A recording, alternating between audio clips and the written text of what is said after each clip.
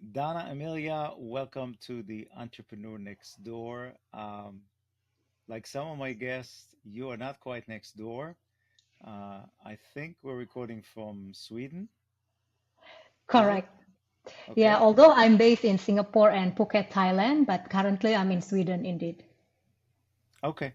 So, but we'll have a conversation as though you are next door, a fireside chat, as we like to call it here. Um, so, take about a minute and sort of introduce yourself. I always say the same thing to everybody. Don't reveal too much because I have a lot of questions for you.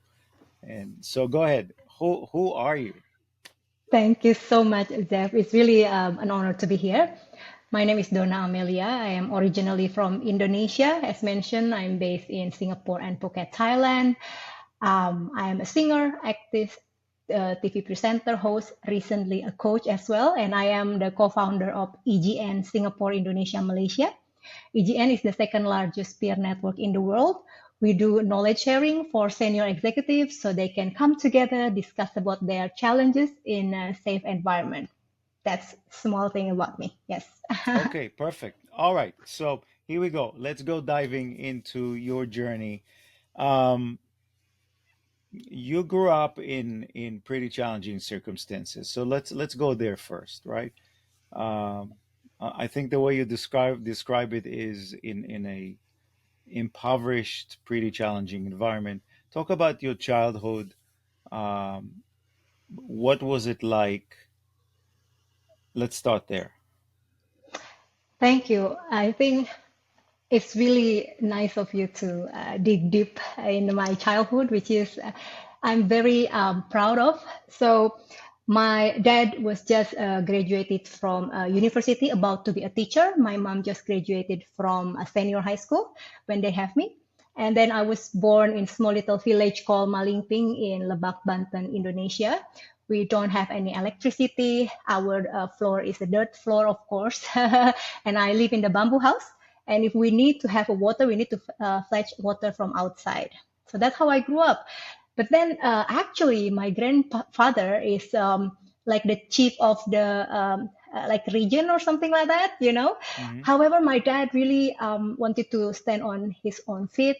And yeah, my mom also making some fish bowl or something, you know, just to try to survive and all. So I really know since the early age, I know that, you know, my North Star is I really want to make my parents happy. I want to give them a better life. And then, yeah, because I still remember, you know, because actually my father's family is in the very like um, okay circumstances. We are the only one that is very, very different, basically. But I'm proud of my mom and dad because they show me that, you know, it's good to be able to stand on your own feet and, you know, not asking and not take the privilege from others. And yeah, and my North Star is really wanted to make them happy and to bring them from the poverty to have a better life. So I already think that way since I was maybe five or something, because I think I helped my mother to do that. Yeah, I mean Okay. to sell and so on. So I'm gonna do a quick fast forward of sort of like my introduction to you. You were very humble, so I'm gonna read a little bit more stuff about you, and then we're gonna go back to the village. So you're an actress, you're a singer, you're a DJ. Now you're an entrepreneur. Actually, it's not now because you started your own record label, so you are an entrepreneur. Some of your accomplishments: you're the number one Indonesian diva, top 100 female DJs in Asia, and one of the best TV presenters. So, trying to envision a young girl in a hut with no floor and no electricity, hardworking parents, and then clearly something that I think most of us, and obviously I'm in New York, but I would say most of us can't relate to it. Right? It's difficult to imagine. Some of us have tougher childhood than others, but it's difficult to imagine growing up in that type of an environment. And the amazing part is, okay, so look what you've become. So here we are. So we'll go through this little journey together. Um, when did you discover that you could sing?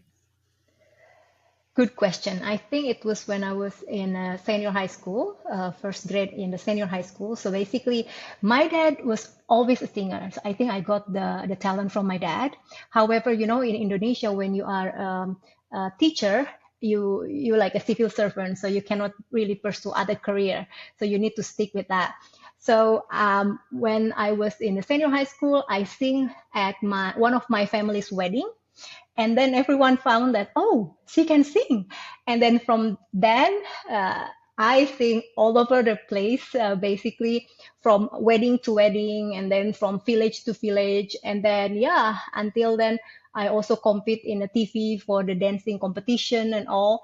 So I started to earn my own money since I was in a senior high school, and I'm so happy about that, because then I can help my parents, I can help my school to pay my own school, and so on and so forth. So thanks to my dad, who always be there with me as well. He always with me, and I never even have any boyfriend because my dad was always with me. And if my dad not like 10 meters behind me, people will like, Dona, where's your dad?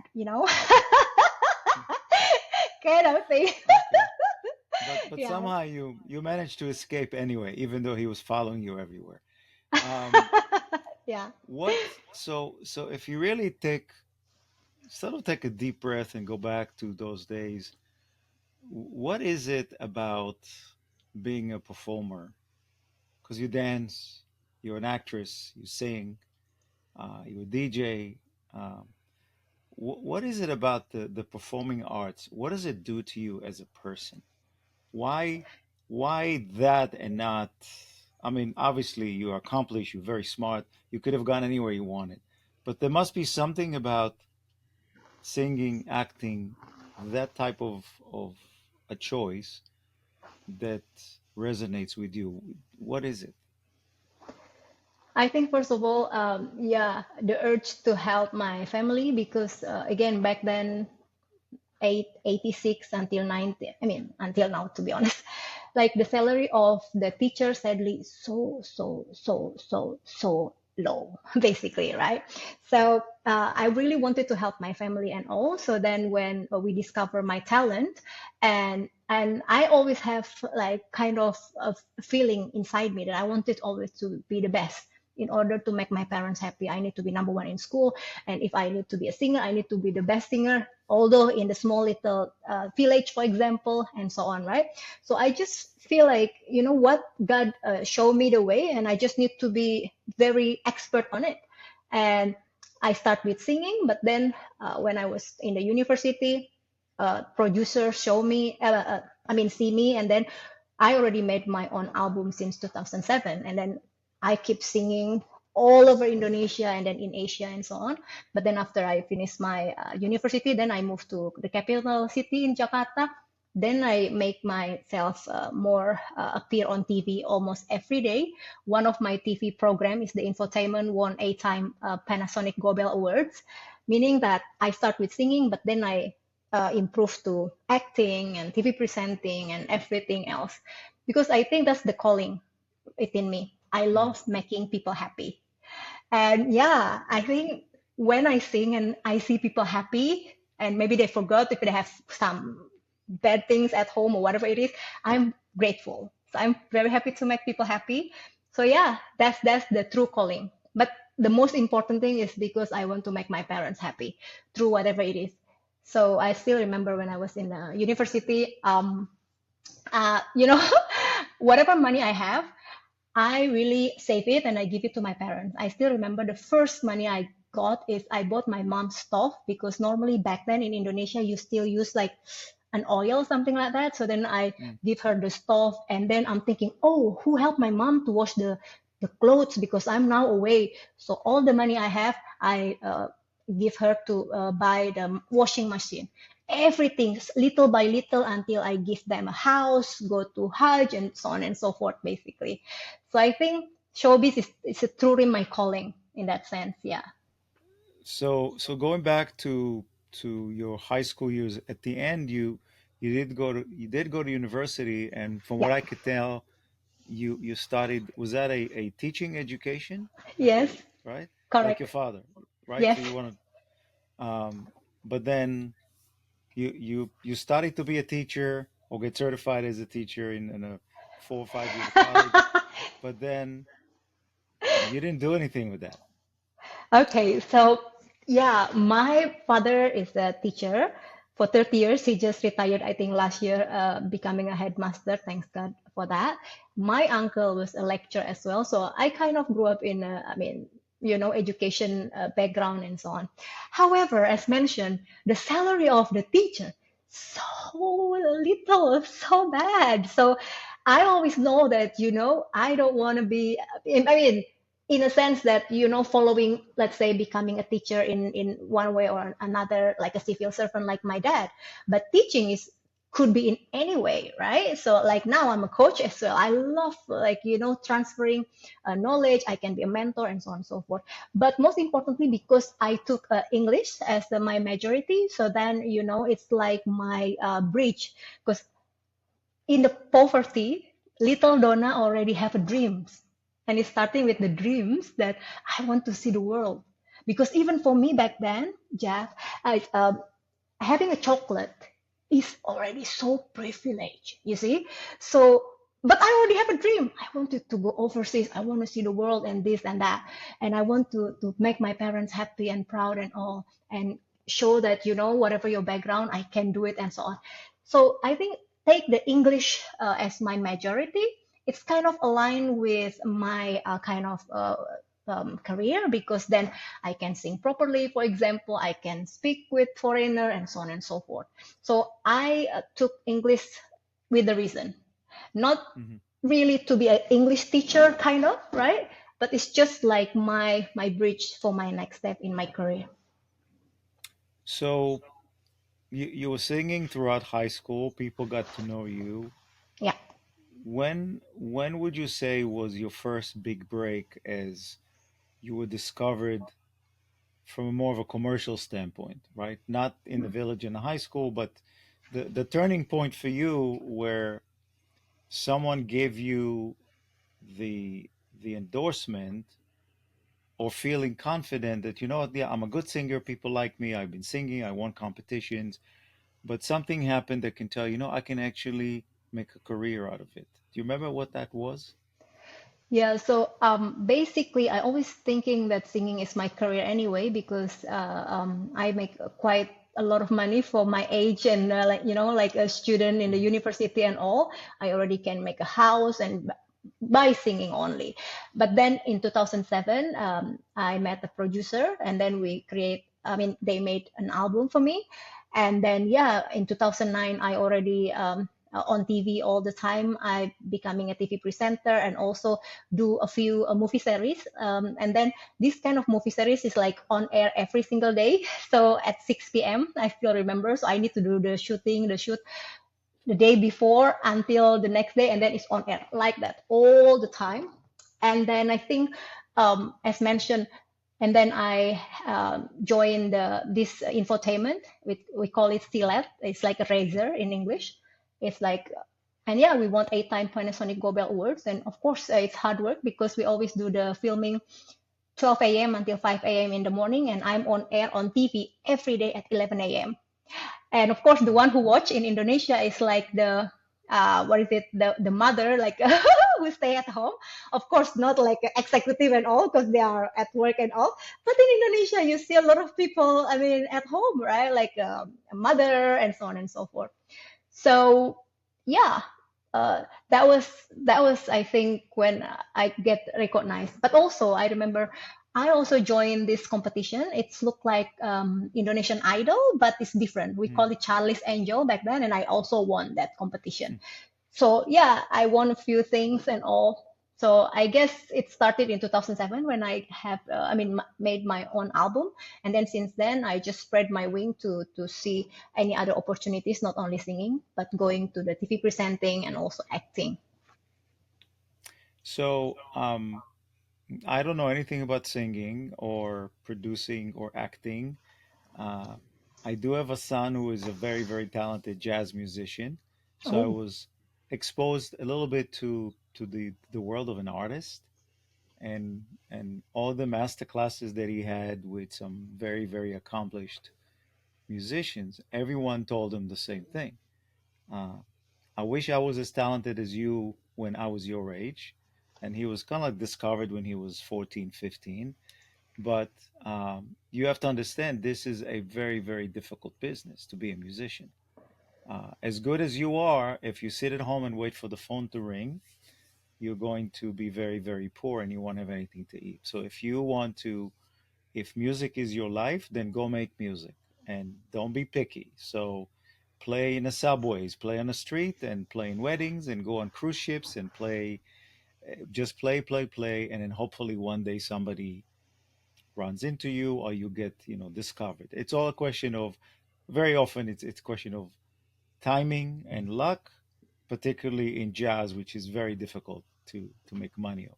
So I mention that because um, you're very accomplished, but do you ever lay awake at night and worry about all the young, because this is nonstop, right? For every day that when you wake up, there's another Donna Amelia somewhere in Indonesia, in Singapore, in Sweden, in Malaysia. There's always another Donna Amelia coming up.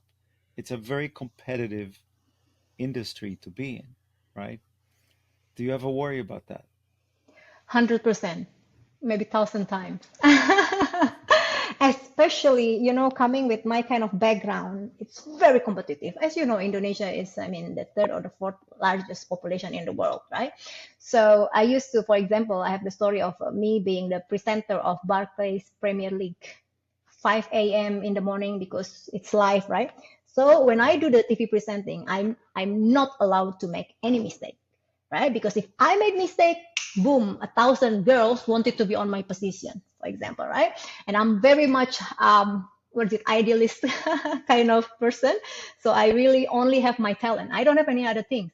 I'm not going to the school to study, for example, music or acting and all. Everything is just God blessing, basically, and the support Mhm. for the parents, of course. And I am like how to say, really shy in terms of oh, other actress and people in my world is rich, they have this, they have that. I don't, and I don't even have money to go to the mall or having a coffee, and all my money I give it to my parents because my purpose is one thing: I want to make them happy, bring them from poverty to have a better life. So I don't go here and there and so on and so forth. So yeah, of course I'm worried also if I'm not having money and all. I remember when I was in the senior, I mean in the university, I always see my calendar and I always call my mom, Mom, please pray for me. I still have this date that is still no job, meaning that I don't have any singing or something like that, right? Because I calculate my income from this date until this date and so on and so forth. So worried, of course, always.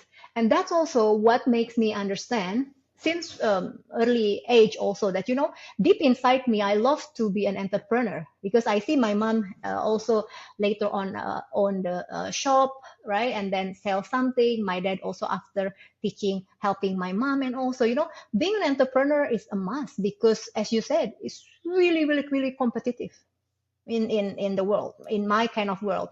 And also in Indonesia, for example, it's related to kind of the beauty and all. And what if you already old? So, right? So I think Yeah. it's important to think, that you need to know at some point you might be wanted to be behind the scene or, being an entrepreneur yourself to have a better life or have a better future. Yeah, Yeah, I didn't want to say it about being old because you're obviously a beautiful woman, and it's not for me to bring it up, but it happens, right? Look, there's white stuff here, wasn't there years ago, but in your industry, where beauty and the talent of singing and acting, um, uh, look, it's tough because there's always someone out there who absolutely. is younger, who Hmm. is equally as attractive and maybe talented. Yeah, And we live in a universe where, uh, probably not the case in Indonesia because you come from a culture. I'm originally from Israel, so these are cultures that value family yeah, and have tremendous respect for elderly people, yeah, right? yeah. If you're old, it doesn't mean you're done and we wrote you off. If you're old, you have wisdom. You Yeah. still you still want to be with them, um, which is interesting because you probably don't follow American politics. But we have two people running for president. One is 77 and one is 81, and they're making fun of them because they're old, right? I'm not going to talk about the politics of each one of them, but again, it's sort of it's not what you experience, but in the business, it's all about selling albums and it's all about ratings for TV shows and can we make money with Donna Amelia? And at the moment that we can't, then Donna Amelia doesn't matter anymore. So I think you're smart enough to create a backup system for yourself by also branching out, using the knowledge that you have as your own record label and promoting yourself and fighting to be seen and to be heard. You've developed entrepreneurial skills, right? Survival skills, which is what we need when we start a business. So, when was it that you felt? I think you may have said it just a few minutes ago, but that you felt that entrepreneur is in your future, that you want to own. I mean, you did have your own record label, right? Which probably a tough thing to do anyway. Yeah. Yeah. So, to be honest with you, as a singer, I mean, again, in Indonesia, in my country, you're not really earning money from the record label. I'm not sure. I'm sure maybe in the US or the Europe, it's more fair to the artist, but not in Indonesia so much. At least it's my experience. So, how did you get the money? You get when you do the off air, meaning when you get some, I mean, being hired to sing or, perform in some events and all. That is when you make money. And yeah, so basically, I always know deep inside me, this is not gonna be last forever. Meaning that, of course, the talent will always be with you, right? I mean, you will always be a singer, you will always be a TV presenter, and so on. However, at some point, you need to also be realistic that we need to adjust with the world. And then, actually, my turning point is that when I met my coming husband back then, right? So yeah, he took me to a holiday, and until now, I'm not really coming back to Indonesia almost 10 years. That's a But that's a long vacation. Okay. yeah, kind of. And then yeah, he introduced me also to this EGN, Executive Global Network. So I love it because I feel like I love serve people. I love making people happy. I love connecting with people. And the blessing with being singer, actress, TV presenter, you never feel like you are working because you always travel, you meet new people. I mean, you always in the good state, you see, because you are there to entertain people. It's always the best of the best when every people are in the best Mhm. state of their lives and so on.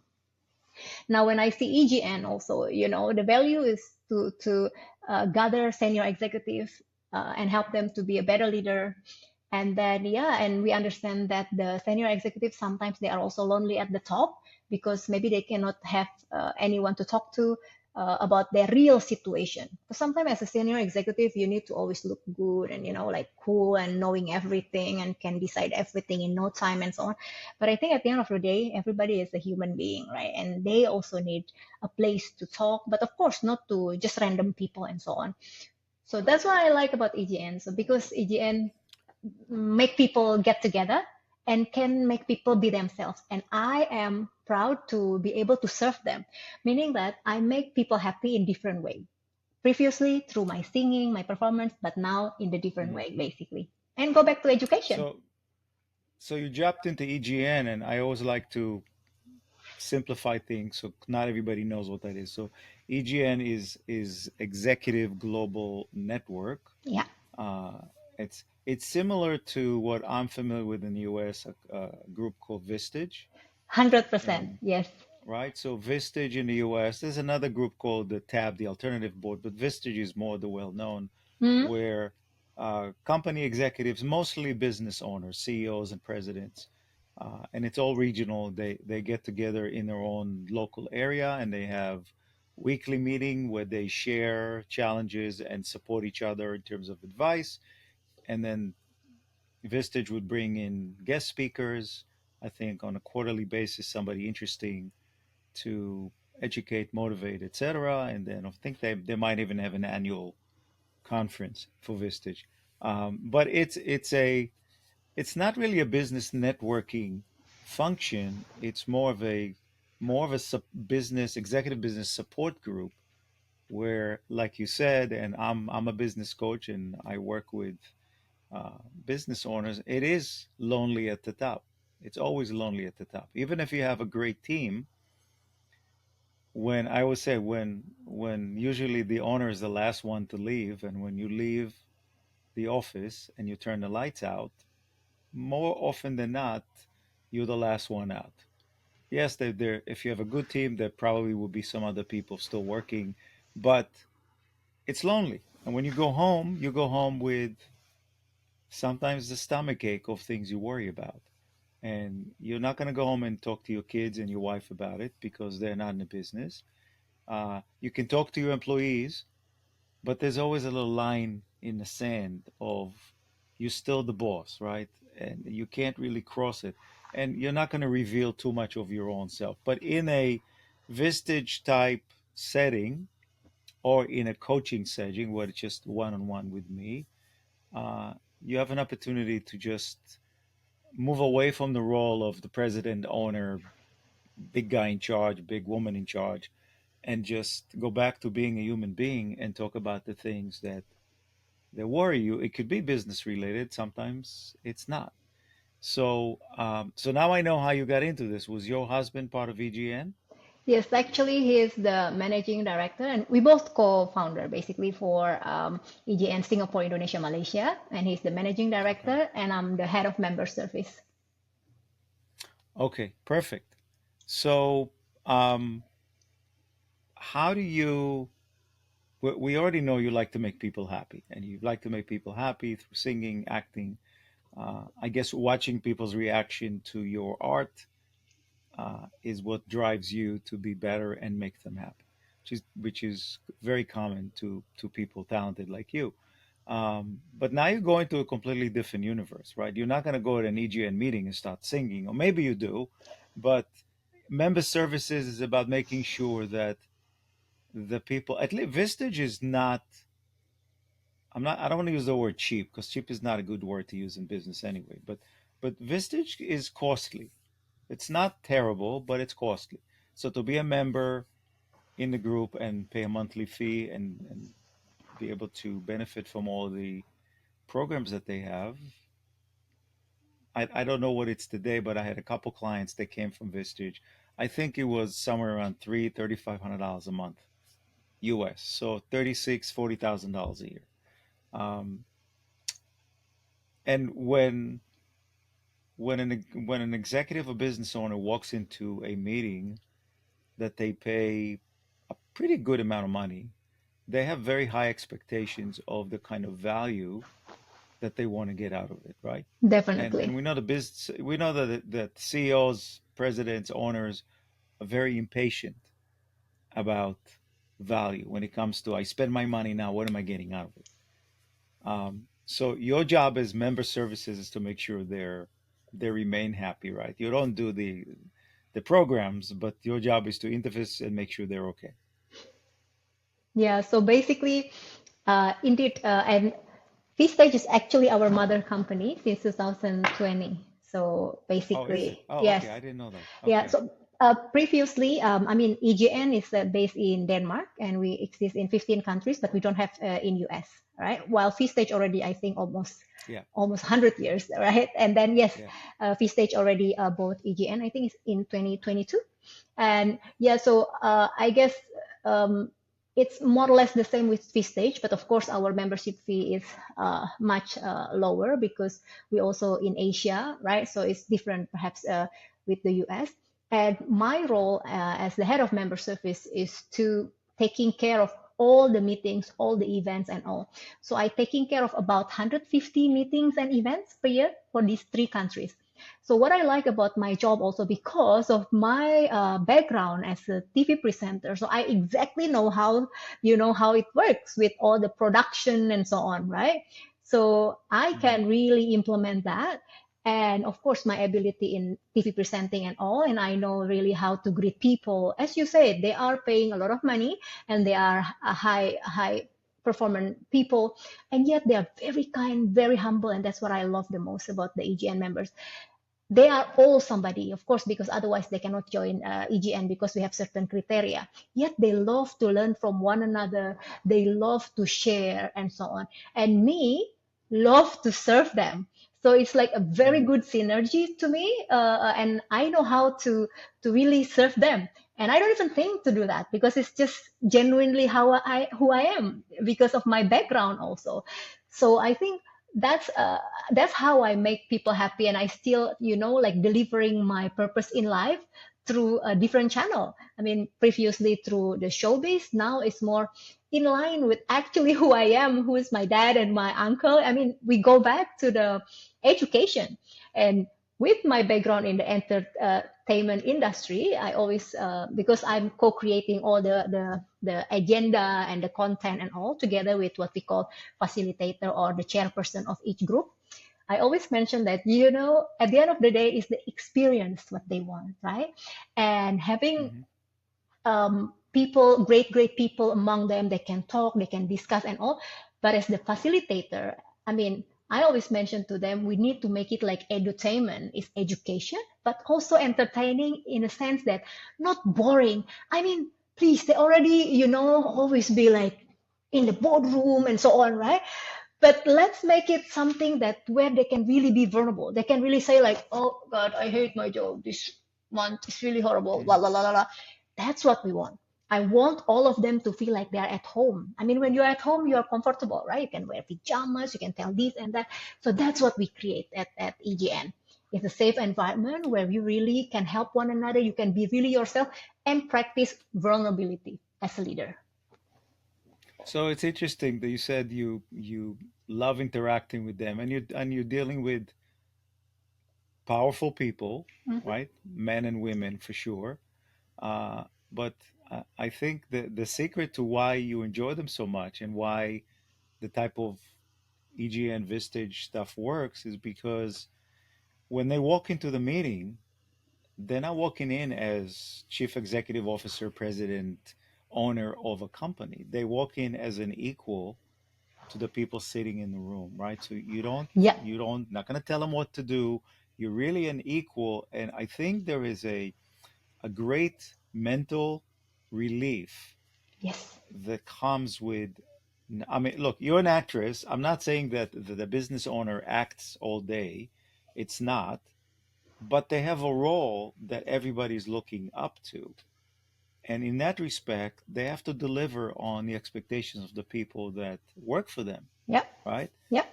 And if you wind up being a jerk, uh, and people don't respect you, then they might come still work for you every day, but they're not working for you. They're just working at a job, right? So Definitely. when they walk into a meeting with EGN, um, it's almost when I was in the army and we used to have very open conversations with my soldiers. I would take off my rank. I would say, look, there is no rank. Okay, it's just us. We're all human beings, right? We all put our pants on the same way, or put the skirt on the same way. Let's just recognize that we're people. Let's just talk openly. Okay, this is not about within.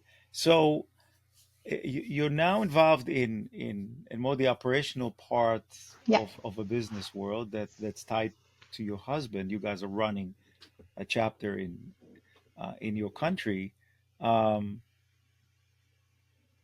but it requires a skill set that you never took classes in time management. I'm guessing, right? I'm not going to assume. I'm going to assume, guess, you didn't take classes in time management and you didn't take classes in all these things that you know how to do because you learned them the hard way by growing up as a performer and having to perform and having to book, right, concerts. Right? So you're pretty much using the stuff you learned on your own. It's not like you could put certificates in front of everybody and say, I have a master's in time management. 100%. 100%. Everything I do in life, again, I think it's all the blessing from God, really. Because, yeah, I don't have the opportunity or, yeah, not as fortunate as others in certain ways, for example, that I can, go to this school and take this and that. But I guess the real scenario when you work, I work night and day, I study and work and so on when I was in the university and all. And then after university, I only work, work, work, night and day, night and day. And that's built who I am now. Like, like being really tough and able to adapt in any kind of circumstances, especially with my background. So you put me anywhere, I can survive, I guess. Hmm. So yeah, Okay. I don't have that kind of, uh, luxury to go to school for this and that. But the real experience, I think, what matters this day. I mean, because you can always learn at school, but it's only theory. You can only prove until you really on the field, right? And it might be so much different, really. So I'm blessed to have Yeah. all this experience that I can bring to my current world as an entrepreneur. So I think I have some interesting questions for you, which um, may reveal some more about kind of your life. So who is the one person in that influenced you the most in your personal life, not your career? I guess my parents. Okay. Mm, I'm I would assume that I didn't grow up in poverty, but my dad had a grocery store and he worked very hard from 4 a.m. to 8 p.m. Uh, really, really tough work. And you know, when you grow up and you watch your parents work this hard and so committed, um, it's that's what you emulate when you grow up, right? yeah. And if you're smart enough to learn from them early on, then you get successful quicker. For many of us, we get to be 30 and we say, "Wow, my parents were so smart, even though they were uneducated. I wish I learned those lessons back then."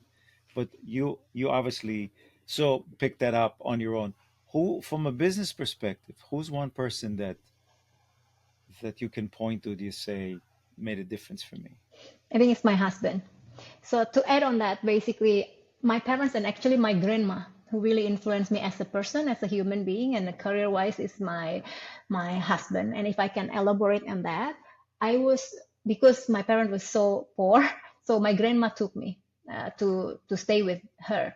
Not that she is Mhm. also in a better life, but just slightly better life because she lived in like not in the village but in a city, right?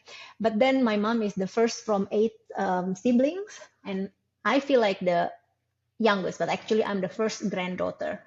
So she taught me the meaning of sharing. For example, if I already eat one piece of chicken or not chicken, chicken is too high for me back then. Let's say a fish, yeah, I will never dare to take one more fish because I know, oh, it's belong to my auntie and my uncle. And my grandma Mm. keep telling me from the early age.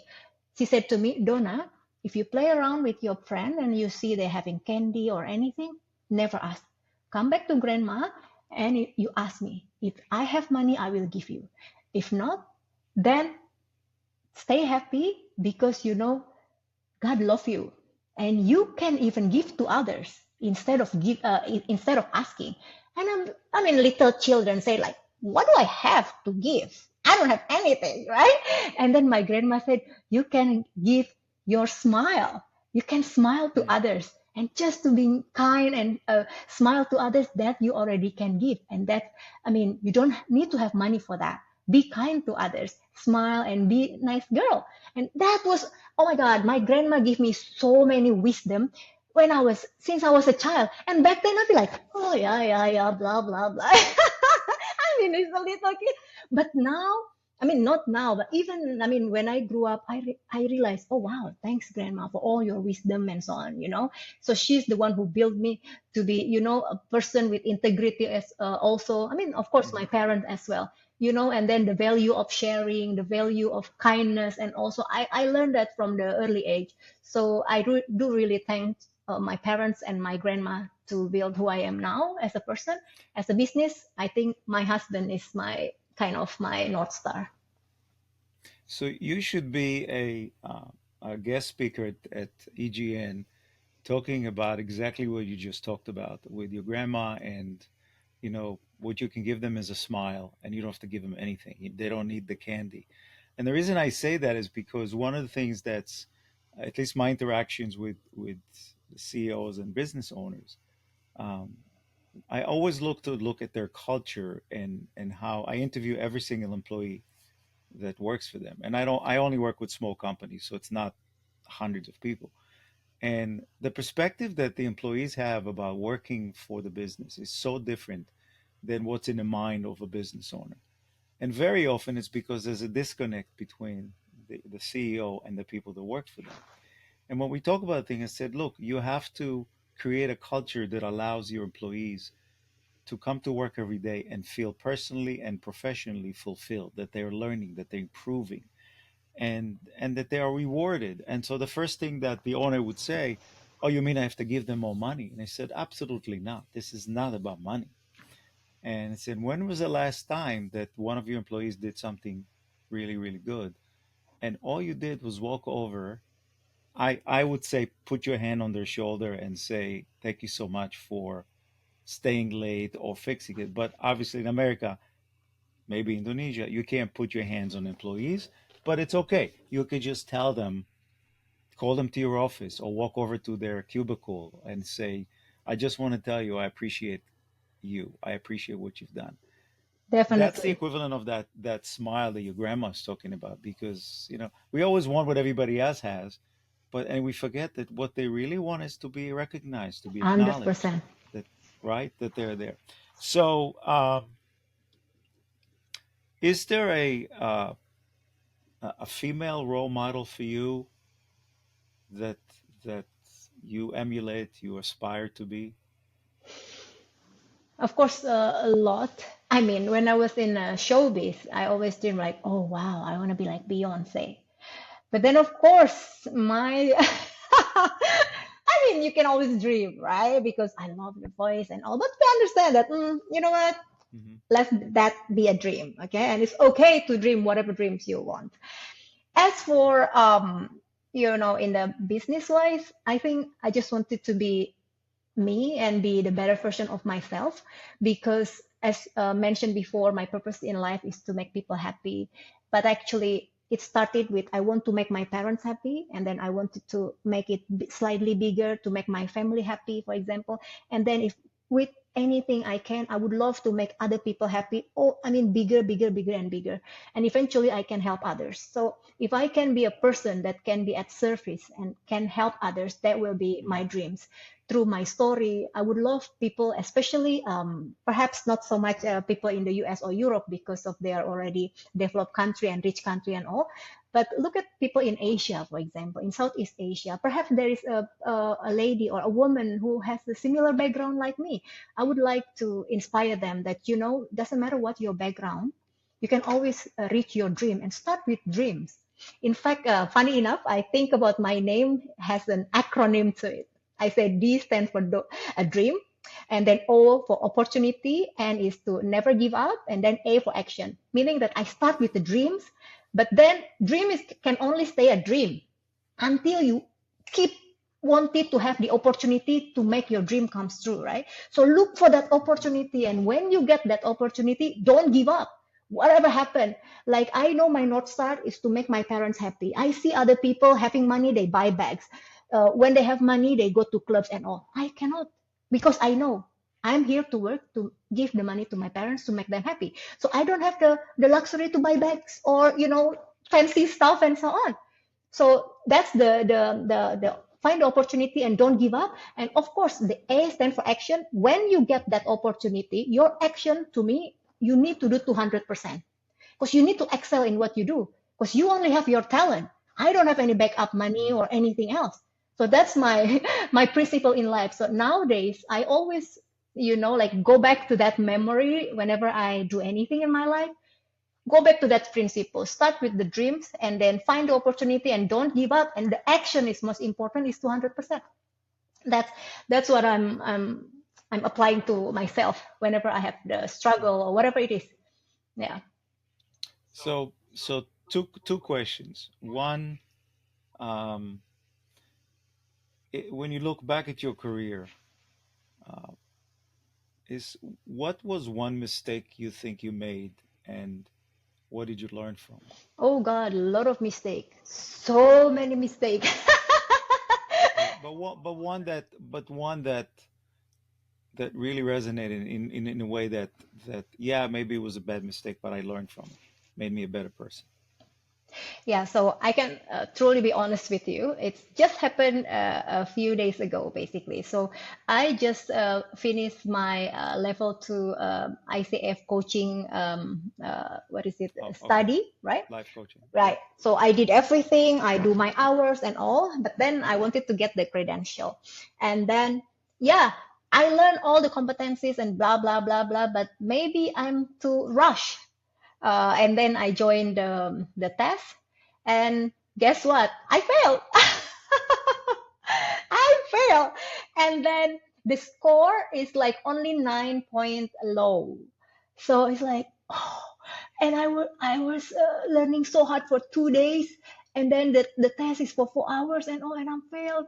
But then I remember, okay, it's feed forward, right? So okay, I know my mistake. Maybe I'm not learn hard enough and so on. But then now I mean, today I already spoke with like mentor coach and so on to understand. Oh, so actually it's quite tricky. Everybody complain about it, and also you need to understand more about the content and concept and so on and so forth. So yeah, I guess when I made mistake, now it's not thinking about the mistake, but what I learned and then move forward. Like, what the solution? That's the most important part. Hmm. Another story is, for example, when I was in Vietnam, remember the holiday kind of thing? I Yeah. was thinking, okay, Dona, you can always be a singer, actress, TV presenter, and all, because that's who I am in Indonesia. Guess what? In Vietnam, I cannot speak the language. So hard. So I can only be a singer, and then I becoming a DJ as well, right? But then I need to adapt. Thanks God, I've been introduced to EGN since then as well. But what I mean is that, yeah, I don't say that it's a mistake to move out from my country to another countries. Although, of course, it's a career change and swift and all, right? Even, for example, from entertainment to entrepreneur, it's a completely different world and all. But most importantly is that how did you bring the beauty or the things from your past that you can put on your current situation. So I think I'm Hmm. implementing the feed forward things in my life now. So I'm not thinking about the mistake much, but more of the learning point and how I learn from it and have the solution so then I can do better later on. Yeah. So my last question is kind of like a spin-off of somebody that I emulate my podcast on. His name is Guy Raz. He's a very talented guy in the US, and he has a podcast where he interviews very successful, well-known business people. Mhm. Very well known, right? From the president of Ford to Steve Jobs to whoever. And he always ends the podcast with the same question. And the question he asks, and I'm going to ask you, Donna, I'm going to change it a little bit because his question is, do you attribute your success to luck or hard work? I think it's a And combination. Oh, sorry. I'm gonna change it for you. No, no, it's okay, it's okay. I'm gonna change it for you because clearly you're a spiritual person and you mentioned the word God a lot. So I'm gonna change it and I said, is do you attribute your success to God or hard work? Oh, definitely. It's not a trick question. Yeah, go ahead. Definitely God. However, if God give us the sign, right, true, and will make it come true through hard work as well. But to me, everything happened to me. I always believe it's God, but also all the credits goes to the people around me. For example, now at EGN, I have the best team in the world for me. I love them, and I always treat them like a family. So it's them, it's not me. It's just maybe a little bit of me, of course, but it's them. So through my career, it's my parents, it's my husband, it's the people around me. Yeah. But of course, all thanks God. Yeah, I kind of knew you were gonna say that. It's interesting because in in my religion, my upbringing in Judaism, there's I mean we all have our gods, right? But there is a distinction that um, God operates at a high level, but when it comes to our individual lives, we're actually responsible for what happens, right? So you have a personal accountability to what happens. You can't keep screwing up and then blame God for it, right? If you screwed 100%. up, it's on you, right? Yes.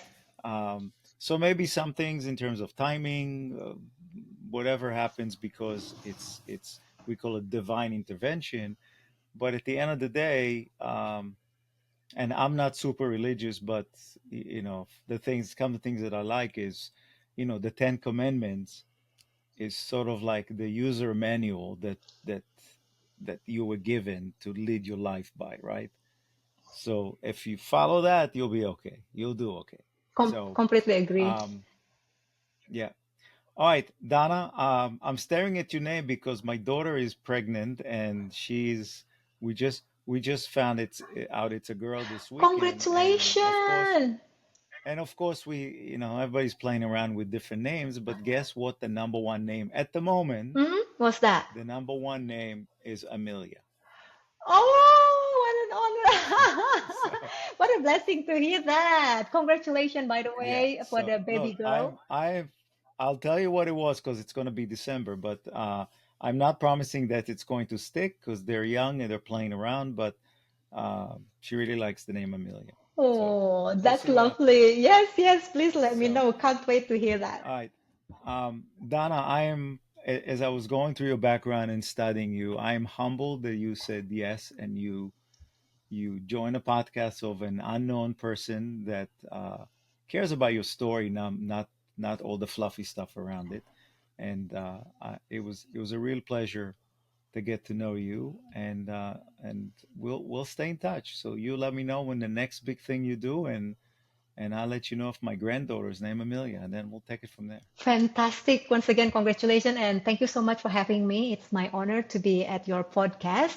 And I think what you do is really great to, like inviting people to tell their story. So hopefully my story also can inspire others, especially a people or a person, especially woman who has a similar background like me, that they Hmm. can have the hope that, everybody with Yeah. any background, they can always reach their dream with, of course, dedication, hard work, of course, ask the blessing from the parents or the people around you, and of course, pray to God as well. As I'm a Muslim, we have the Yeah. similarity with Judaism, right? Yeah, absolutely. That's, And yeah. it's interesting because you come from the entertainment industry.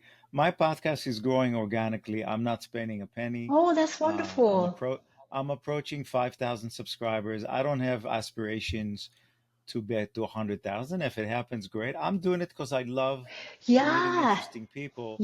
And yeah, some people say, I heard about you, I watch your thing, I really like your style. And then they start asking the stupid questions.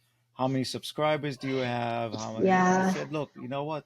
If you want, if you want a podcaster that has 50,000 subscribers and all you want to do is promote yourself, then I'm yeah, not for you. yeah.